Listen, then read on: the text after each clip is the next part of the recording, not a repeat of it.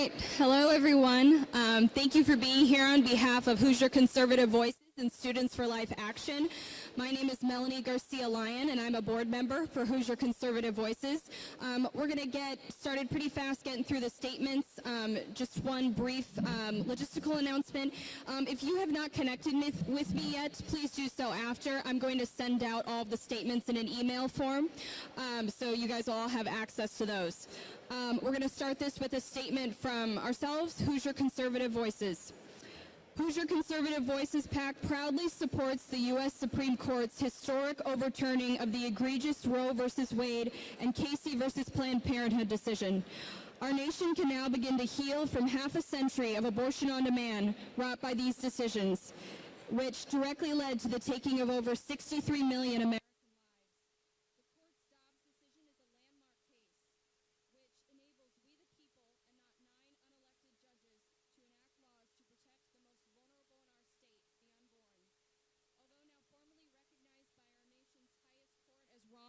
Millions of Americans have known from the beginning Roe was not just legally erroneous, but a moral stain on our nation. We celebrate the decision, but recognize the fight for justice has just begun. We call on the state of Indiana to ban abortion and restore legal protections to unborn children. Every Hoosier deserves the right to be protected and loved regardless of age or circumstance of conception. Indiana cannot get left behind in the fight for human rights. Our goal at Hoosier Conservative Voices is now to ensure conservative candidates are elected to state and local government candidates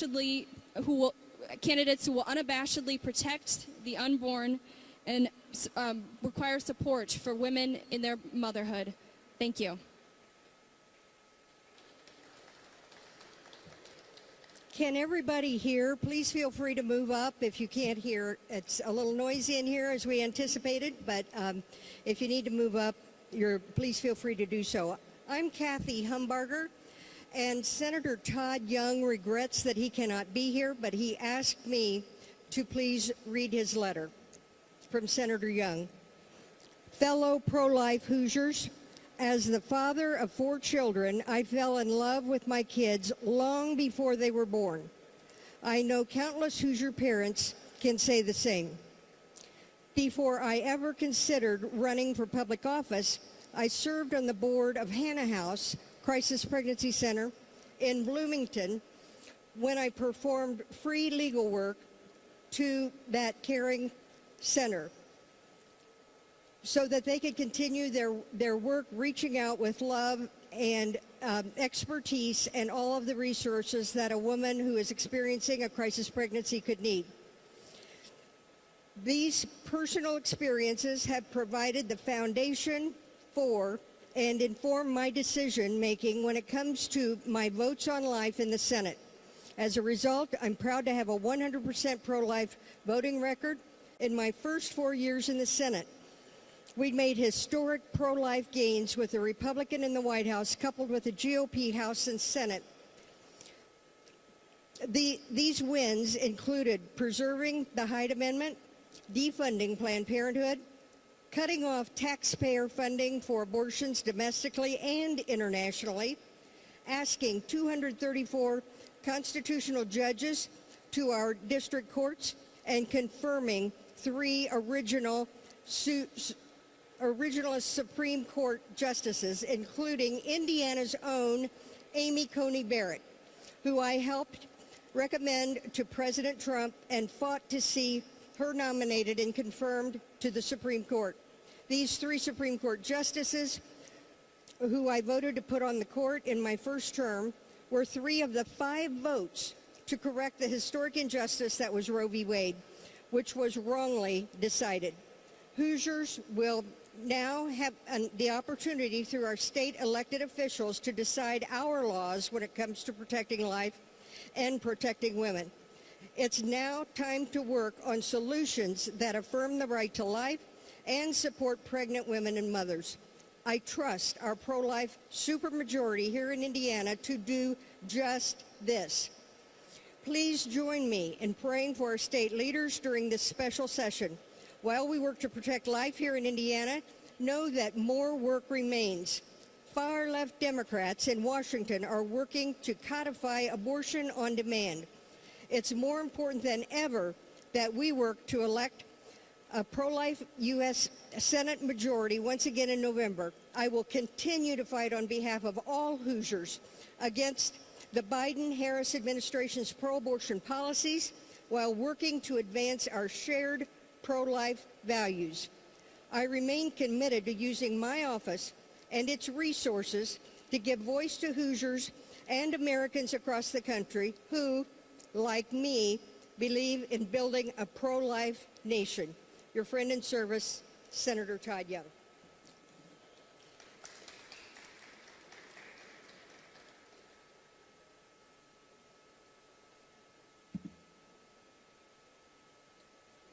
Hi there, Ben Horvath with Hoosier Conservative Voices. I have a statement here from U.S. Senator Mike Braun. Senator Braun says, after 50 years, the right to life has finally been returned to the people and their elected representatives. I'm excited to see the states take the lead to protect the unborn, and I look forward to crafting solutions that will defend the unborn and save lives. That was from Senator Braun. I'm also introducing a statement here from U.S. Congresswoman Jackie Walorski. Representative Walorski says, hello, pro-life Hoosiers. Thank you to Hoosier Conservative Voices and Students for Life for gathering pro-life leaders here together to celebrate a new era in American history. I'm sorry that I cannot be with you in person, but I'm with you in spirit. Here at the State House and in the U.S. Congress, it has been my honor to fight for life alongside you for so many years. With Roe finally relegated to history, the Supreme Court has rightfully restored power to the states. Now Americans in Indiana and across the country have an unprecedented opportunity to safeguard the sanctity of life. I'm proud that Indiana is leading the way, and this progress is a testament to the pro-life Hoosiers who have prayed and marched and worked so hard for decades to get to this point. Today is an answer to our prayers. This is our opportunity to advance the pro-life agenda, to support vulnerable women and families, defend life, and ensure that every child has the opportunity to live the American dream. We are the post-Roe generation. Thank you for standing with us. That's from Congresswoman Jackie Walorski.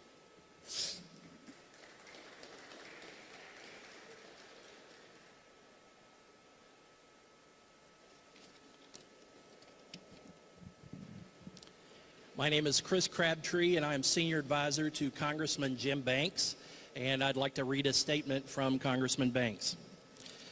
Ladies and gentlemen, it's a new morning in America. As of June 24, 2022, Roe v. Wade is no more. Now the people, rather than an unelected board of 9 justices, can once again recognize the sanctity of life. Hoosiers are determined to see abortion left on the ash heap of history. In recent years, the state legislature has passed important legislation to protect women and the unborn. Indiana passed bills requiring ultrasounds, banned sex-selective abortions, banned abortion after 22 weeks, and more. That's why I'm hopeful that the state legislature this session will do the right thing by codifying into law the unequivocal protection of human life. I know many of the great men and women who serve in this State House. I've worked with them. I know where their hearts are on this matter, and they know where the hearts of millions of Hoosiers are too. We know that it's time to end abortion in Indiana forever. Since Roe v. Wade in 1973, over 63 million babies have been aborted in the United States. Over 7,000 babies are aborted in Indiana alone every year. That ends now. We are the authors of a new chapter in the book of our nation's history. Our children and their children, and so on and so forth, will look back upon what we did here in doing our part to let love, life, liberty reign again in America. May God bless you, may God bless Indiana, and may God bless the United States of America. Sincerely, Jim Banks, Member of Congress, Indiana's 3rd District. Thank you.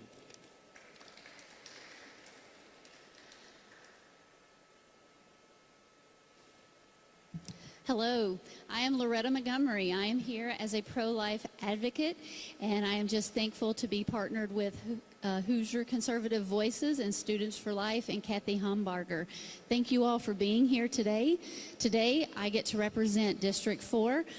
Our U.S. representative, Jim Baird, would like his press release read for this event to support our local legislators here in Indiana. Jim Baird writes, I have long believed that the Supreme Court's decision to claim authority over the rights of the unborn was one of the darkest moments in its history. Today's decision represents not only a great victory in the fight to preserve life at every stage and for states' rights, but the opportunity to right a wrong. The right to life is the cornerstone of American principles. And now states will have the ability to protect life at every stage, restoring some balance to our federalist system. After nearly 50 years, we have finally corrected this stain on our nation's history. And I am proud to join the millions of Americans across the country in celebrating this monumental and well overdue decision. That's from our U.S. Representative Jim Baird. Thank you.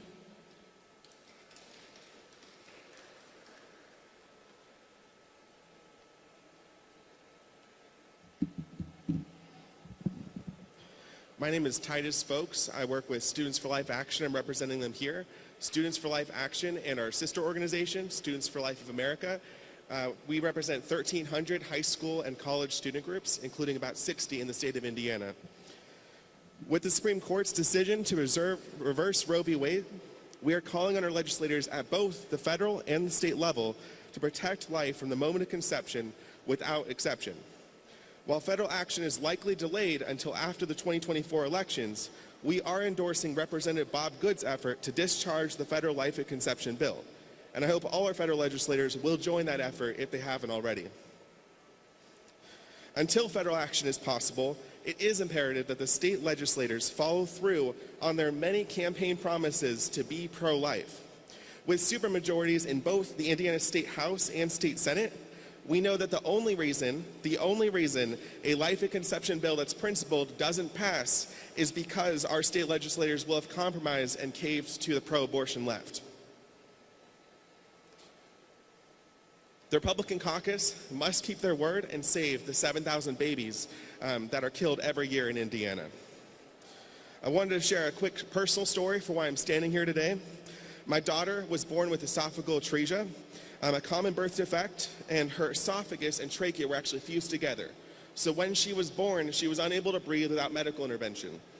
According to the Guttmacher Institute, which was formerly Planned Parenthood's research arm, 13% of abortions are in situations where there are concerns with fetal health.